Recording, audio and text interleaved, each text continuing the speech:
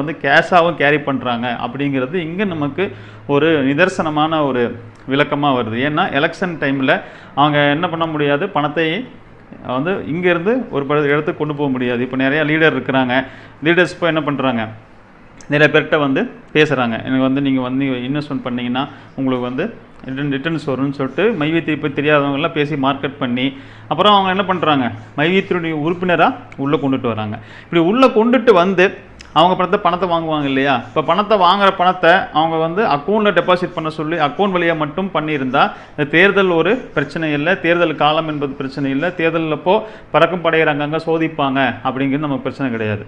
ஆனால் இவர்கள் வந்து பணத்தை வந்து கையிலையும் எடுத்துகிட்டு போகிறாங்க அப்படிங்கிறது வந்து நமக்கு இதுலேருந்து ஒரு தெளிவாகுது.